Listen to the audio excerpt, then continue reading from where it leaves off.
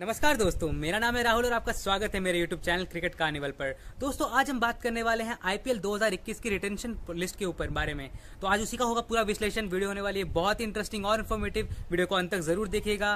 तो दोस्तों, बिना देरी के साथ हम बढ़ते हैं वीडियो की ओर।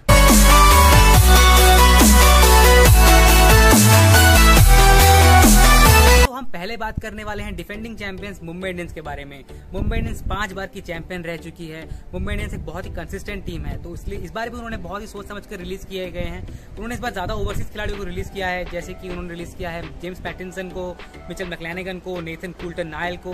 उनसे 8 करोड़ का पर्स भी रिलीज हुआ है उनका। उनके अलावा उन्होंने रिलीज किया है लसित मलिंगा को, जो IPL के हाईएस्ट विकेट टेकर भी हैं। बट उन्होंने एक्चुअली लसित मलिंगा ने फ्रेंचाइज क्रिकेट से रिटायरमेंट लिया है, इसलिए उन्हें रिलीज किया गया है। लसित मलिंगा इस बार भी शायद हमें बॉलिंग मेंटर बनते हुए नजर आ जाए मुंबई इंडियंस के। कोई भी सरप्राइजिंग चीज नहीं है ये। इसके अलावा उन्होंने रिलीज किया है अपने ऑलराउंडर खिलाड़ी शेरफन रदरफोर्ड को। उनके अलावा 2 डोमेस्टिक खिलाड़ियों को रिलीज किया उन्होंने, दिग्विजय देशमुख और प्रिंस राय बलवंत सिंह को। ये थे कुछ रिलीजेस जो मुंबई इंडियंस के द्वारा की गई है। मुंबई इंडियंस इस साल भी बहुत ही स्ट्रांग दिख रहे हैं। एज यूजुअल उनसे 2 टीमें बनाई जा सकती हैं। सब जानते हैं कि मुंबई इंडियंस कितनी ज्यादा स्ट्रांग टीम है। मुंबई इंडियंस को हराना बहुत ही मुश्किल है, टू बी ऑनेस्ट, बहुत ही मुश्किल टीम है। अब बहुत ही सबसे ज्यादा स्ट्रांग टीम दिखती है, ये ऑन पेपर भी और ऑन फील्ड भी। हार्दिक पांड्या, कुणाल पांड्या, इन सबसे इनका मिडिल ऑर्डर सबसे ज्यादा स्ट्रांग है ही। तो इसलिए उनको ज्यादा कोई परचेज करने की जरूरत तो है नहीं। बस देखने वाली बात होगी उन्होंने कौन से नए पेसर्स लेते हैं वो, क्योंकि उनका ओवरसीज स्लॉट अभी बहुत खाली है। तो इसी के साथ हम बढ़ते हैं अगली टीम के बारे में। तो बात करने के लिए अगली टीम अगर हम बात करें तो वो है राजस्थान रॉयल्स। राजस्थान रॉयल्स जो कि 2008 की चैंपियन रही, इनॉग्रल चैंपियंस रही थी जो, उसके बाद वो कभी भी खिताब नहीं जीत पाए, उसके बाद वो कभी फाइनल्स भी नहीं खेल पाए। इसलिए उन्होंने इस बार एक बहुत ही बड़ा स्टेप लिया है। उन्होंने अपने कप्तान स्टीवन स्मिथ को रिलीज कर दिया है। इससे उनके पर्स में अब 12 करोड़ की भी एंट्री हो चुकी है। 12 करोड़ रिलीज हुए स्टीवन स्मिथ को छोड़ने पर। तो उसके बाद उन्होंने कप्तान भी नियुक्त किया है एक भारतीय मिडिल ऑर्डर खिलाड़ी को, संजू सैमसन को इस बार उन्होंने कप्तान नियुक्त किया है। संजू सैमसन एक युवा खिलाड़ी हैं, पर वो IPL में बहुत ही ज्यादा एक्सपीरियंस हो चुके हैं। उन्होंने IPL में 100 मैच खेल चुके हैं। तो इसलिए देखना पड़ेगा कि मूव सही है कि नहीं, क्योंकि उस टीम में अभी भी खिलाड़ी हैं, बहुत एक्सपीरियंस खिलाड़ी हैं, जैसे कि हमारे बेन स्टोक्स हैं और जोस बटलर हैं। साथ ही साथ जोफ्रा आर्चर भी हैं जो कि इंटरनेशनल स्टार हैं। इन तीनों में से किसी को भी आप कप्तान नियुक्त कर सकते थे, या फिर रॉबिन उथप्पा भी इस टीम में है। पर फिर भी टीम मैनेजमेंट ने आगे की ओर देखा, फ्यूचर की ओर देखा और संजू सैमसन को कप्तान नियुक्त किया गया। ये डिसीजन तो बहुत बोल्ड है। देखने वाली बात होगी संजू सैमसन उनके विश्वास पर खरे उतरते हैं या नहीं।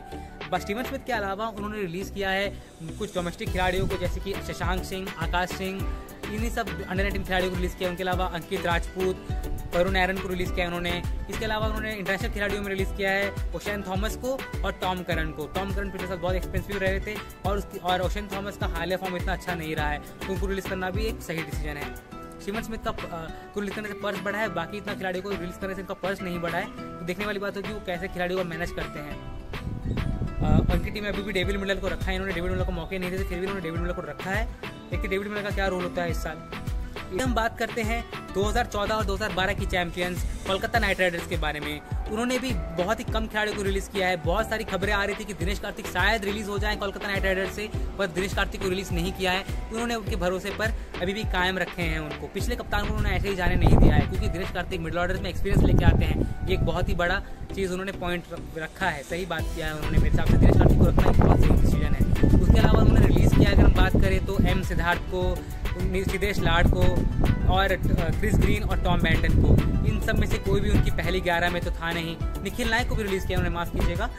इन सब में से कोई भी उनकी पहली प्लेइंग 11 में तो था नहीं, तो इसलिए सारे रिलीज करना कोई बड़ी बात नहीं है। ये सिर्फ एक्सेस बैगेज को निकाला है, तो इसमें कोई खराब डिसीजन नहीं है। कोलकाता नाइट राइडर्स हमेशा से एक स्मार्ट फ्रेंचाइज रही है।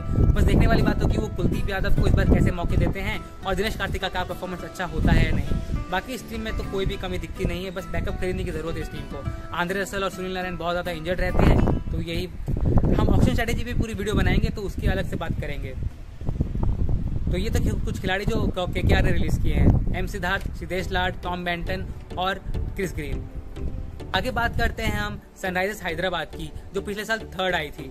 इस टीम ने हमेशा से कंसिस्टेंट परफॉर्मेंस दिया है। पिछले 5 साल से एक ही टीम है जो हमेशा से प्लेऑफ के लिए क्वालिफाई करती रही है। इतने सारे इंजर्ड खिलाड़ियों के बावजूद भी ये टीम क्वालिफाई करती रही है। डेविड वार्नर थे नहीं थे इस टीम को फर्क नहीं पड़ा, भुवनेश्वर कुमार थे नहीं थे इस टीम को फर्क नहीं पड़ा, केन विलियमसन का फॉर्म कैसा था तो भी इनको फर्क नहीं पड़ा। इस टीम ने हमेशा से अच्छा परफॉर्मेंस दिया, हमेशा अपने आप को कभी भी नीचे नहीं गिरने दिया। इस टीम को एक परिवार जैसी ये टीम है, ये टीम हमेशा से लड़ना जानती है, ये टीम जज्बा दिखाना जानती है, इस टीम में एक इंटेंट है।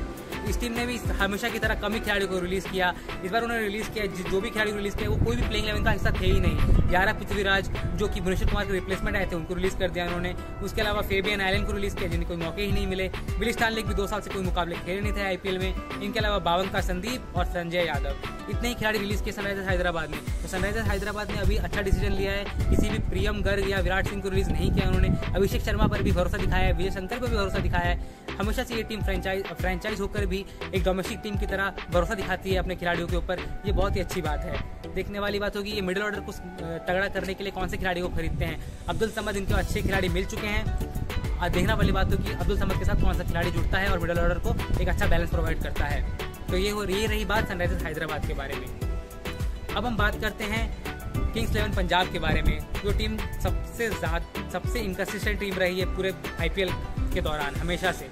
पर पिछले साल उन्होंने फाइट बैक जरूर किया आधे टूर्नामेंट के बाद, पर देर हो चुकी थी, तब सारे मुकाबले जीतने जरूरी थे उनके लिए। इतना प्रेशर सिचुएशन में लाना भी उनकी ही गलती थी। उन्होंने स्टार्टिंग से मुकाबले जीतते रहने चाहिए थे, ये उनकी गलती है, इसलिए ब्लेम तो उन्हीं को करना ही पड़ेगा। उन्होंने भी बहुत सारे खिलाड़ी रिलीज कर दिए इस बार। उन्होंने बिग टिकट प्लेयर जैसे कि ग्लेन मैक्सवेल को रिलीज किया इस बार। ग्लेन मैक्सवेल को रिलीज करने से 10.75 करोड़ आ चुके हैं उनके अकाउंट में। इसी के साथ साथ 8.5 करोड़ के शेल्डन कॉटरल को भी उन्होंने रिलीज किया है, जो कि बहुत ज्यादा प्राइस टैग के साथ, कोई इतना अच्छा परफॉर्मेंस तो था नहीं उनका, तो उनको रिलीज करना भी सही है। उनके अलावा उन्होंने शेल्डन कॉटरल के अलावा साथ साथ उन्होंने और भी 3 गेंदबाज को रिलीज किया है, जैसे कि हार्डर्सविल जॉन को रिलीज किया उन्होंने। साथ ही साथ न्यूजीलैंड के ऑलराउंडर खिलाड़ी जेम्स नीशम को भी रिलीज किया है उन्होंने। ये एक सही डिसीजन है, जेम्स नीशम को रिलीज करना एक अच्छा डिसीजन है। इसके अलावा उन्होंने रिलीज किया है करुण नायर को, जिन्होंने भारत टीम के लिए टेस्ट क्रिकेट में 13 शतक बनाया था।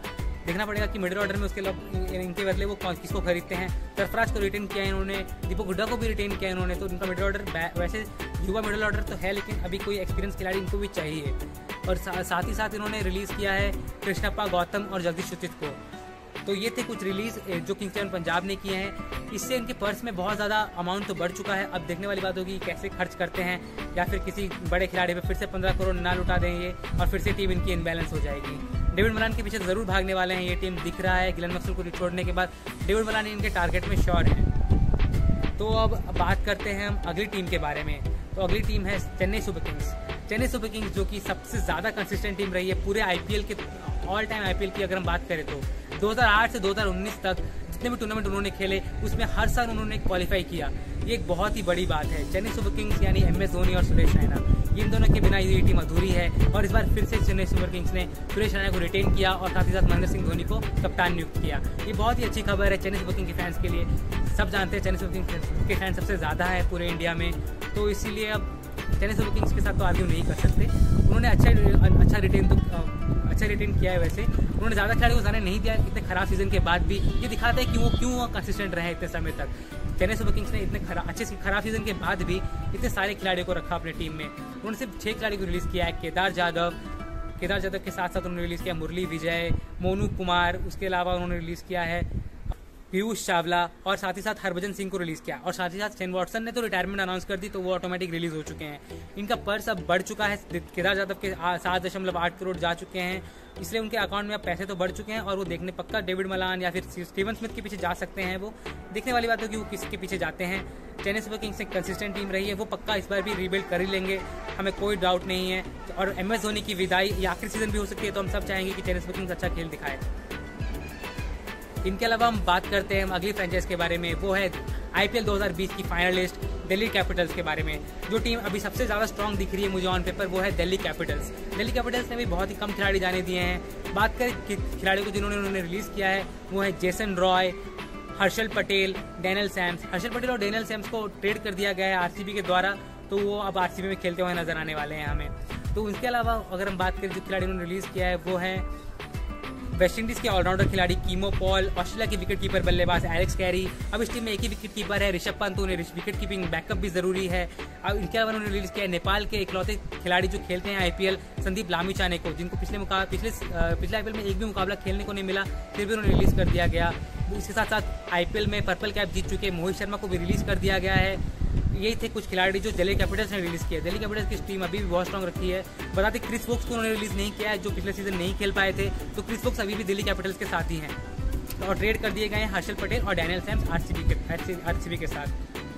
अब बात करते हैं भारतीय कप्तान की टीम विराट कोहली के बारे में। विराट कोहली की टीम आरसीबी के बारे में। आरसीबी का पिछला सीजन अच्छा रहा था as compared to their previous seasons, क्योंकि उन्होंने 2016 के बाद उन्होंने कभी भी प्लेऑफ के लिए क्वालिफाई तो नहीं किया था, तो इसलिए 2020 का सीजन मेरे हिसाब से उनके लिए बहुत ही अच्छा था। 2020 में उन्होंने क्वालिफाई किया और फोर्थ नंबर पर खत्म किया और उन्होंने बहुत ही क्लोज मुकाबला किया सनराइजर्स हैदराबाद से, जो मुकाबला वो हार गया एलिमिनेटर वाला, तो इसलिए आरसीबी को ज्यादा मुकाबला चेंज करने की जरूरत नहीं थी। और फिर भी उन्होंने 10 खिलाड़ियों को जाने दिया है, जिसमें 2 खिलाड़ी तो पार्थिव पटेल और डेल स्टेन के तो अपने रीजंस थे नहीं खेलने के। पार्थिव पटेल रिटायर हो चुके हैं और डेल स्टेन ने इस आईपीएल से अपना नाम बैकआउट कर लिया है। इसके अलावा उन्होंने रिलीज किया है ऑस्ट्रेलिया के लिमिटेड ओवर को कैप्टन एरन फिंच को। इनका पोजीशन पिछले साल अच्छा नहीं रहा था, उनको रिलीज कर दिया है। उनके अलावा उनके big ticket player Chris Morris, जो 10 करोड़ में खरीदा गया था उनके द्वारा, क्रिस मॉरिस को उन्होंने रिलीज कर दिया। क्रिस मॉरिस का परफॉर्मेंस भी अच्छा था, उन्होंने 2 मुकाबले में बल्लेबाजी अच्छा की थी। उसके अलावा उनकी गेंदबाजी तो बहुत ही अच्छी रहती, उनकी इकोनॉमी 6 के आसपास थी, तो उनको रिलीज करना मुझे समझ में तो नहीं आया। उसके अलावा उन्होंने भारतीय टीम के टेस्ट क्रिकेट के बहुत ही शानदार गेंदबाज उमेश यादव को रिलीज कर दिया गया है। उमेश यादव का पिछला हालिया फॉर्म इतना अच्छा नहीं रहा है T20 क्रिकेट में बात करें तो ये रिलीज भी शायद सही है। उसके अलावा उन्होंने अभी नए हरफन मौला खिलाड़ी शिवम दुबे को भी रिलीज कर दिया है। शिवम दुबे अभी आने वाले क्रिकेट में उनके लिए अच्छे एक प्रॉस्पेक्ट हो सकते थे, पर उन्होंने जाने दिया है। गुरकीरत मान को भी उन्होंने जाने दिया है, जिसपे उन्होंने 2 साल से अच्छा इन्वेस्टमेंट किया था। देखने वाली बात होगी वो किस यंग खिलाड़ी पे दाव लगाते हैं, क्योंकि इतने सारे खिलाड़ी उन्होंने रिलीज कर दिए हैं। इनके अलावा उन्होंने अपने पुराने खिलाड़ी पवन नेगी को भी रिलीज कर दिया। पवन नेगी 2016 से उनके साथ जुड़े हुए हैं, पवन नेगी को भी उन्होंने जाने दिया है। उनके अलावा उन्होंने रिलीज कर दिया है उदाना को, ईशूर उदाना, जो उनके टीम के लिए अच्छा प्रदर्शन किया था, मेरे हिसाब से ठीक ठाक था, इतना बुरा भी नहीं था। डेथ में गेंदबाजी करते थे, विकेट्स लेते थे, रन 9 की इकोनॉमी से देते थे, लेकिन डेथ में 9 की इकोनॉमी इतनी बुरी नहीं है मेरे हिसाब से। इसके अलावा उन्होंने रिलीज कर दिया है इंग्लैंड के ऑलराउंडर खिलाड़ी मोइन अली का। मोइन अली का शायद इंटरनेशनल परफॉर्मेंस के हिसाब से उन्होंने रिलीज कर दिया है, क्योंकि मोइन अली को तो ज़्यादा मौके नहीं मिलते पिछले सीजन। अब शायद वो कौन से नए खिलाड़ी की ओर देखते हैं, देखने वाली बात होगी। आरसीबी फ्रेंचाइज हमेशा से रही है जो बहुत चॉपिंग चेंजिंग करती रहती है, तो आरसीबी से तो ये उम्मीद थी कि वो चेंज करेंगे ही करेंगे, जैसा भी सीजन जाए उनका। आरसीबी को टूर्नामेंट जीतने के लिए परसिस्ट करना पड़ेगा खिलाड़ियों के साथ, नहीं तो बहुत ही मुश्किल है। आप Chennai super Kings, Kolkata night Riders, Mumbai Indians, ऐसी टीम तभी बन पाती है जब आप कंसिस्टेंटली परसिस्ट करते हैं अपने कुछ खिलाड़ियों कुछ रिसोर्सेज के ऊपर। जैसे गौतम गंभीर पर परसिस्ट किया 2011 से 2017 तक, तभी 2 चैंपियन जीत पाई कोलकाता नाइट राइडर्स। उसी के साथ साथ सनराइजर्स हैदराबाद की अगर हम बात करें, जो बात बहुत लेट में आई लीग में, पर उन्होंने कंटिन्यू किया डेविड वार्नर के साथ हमेशा से, चाहे उनका परफॉर्मेंस अप हो डाउन हो। David Warner, Rashid Khan, Kane Williamson, उनकी कंसिस्टेंट परफॉर्मेंस रहे ही रहे। साथ ही साथ उन्होंने भुवनेश्वर कुमार के साथ भी परसिस्ट किया हमेशा से, इसलिए वो टीम अब अच्छा खेलने लगी है। चेन्नई सुपर किंग्स और मुंबई इंडियंस का तो मेरे को एग्जांपल देने की भी जरूरत नहीं है। MS धोनी, रोहित शर्मा, इन दोनों ने तो इस टीम को कहाँ बहुत ही ऊपर लेवल तक लेके जा चुके हैं इस टीम को। तो आरसीबी को भी ऐसा ही सोचना चाहिए, ज़्यादा खिलाड़ी को रिलीज नहीं करना चाहिए था, बट बहरहाल आरसीबी ने तो किया है। इस साल भी रिलीज, अगले साल मेगा ऑक्शन है, उस पर ज़्यादा नजरें होनी चाहिए, बट इस साल पर आपको एक ज़्यादा खिलाड़ी रिलीज नहीं करने चाहिए थे, क्योंकि आपको ज़्यादा खिलाड़ी खरीदने को भी नहीं मिले, शायद ऐसा हो सकता है। आशा करता हूँ आपको वीडियो इन्फॉर्मेटिव लगी होगी, इंटरेस्टिंग लगी होगी। तो ये थे कुछ खिलाड़ी जो रिलीज हुए इस आईपीएल ऑक्शन से पहले। आपको अगर हम वीडियो आईपीएल ऑक्शन स्ट्रेटेजी पर भी बनाने वाले हैं, तो वीडियो आगे उस पर भी ज़रूर देखिएगा। हमारे चैनल को सब्सक्राइब कर दें, नोटिफिकेशन बता दें, नोटिफिकेशन का बेल बता दें, जिससे आपको सारे अपडेट्स मिलते रहेंगे हमारे चैनल से जुड़ी सारी वीडियोज़ के ऊपर बारे में। इस वीडियो को लाइक करें, शेयर करें, सब्सक्राइब करें। धन्यवाद।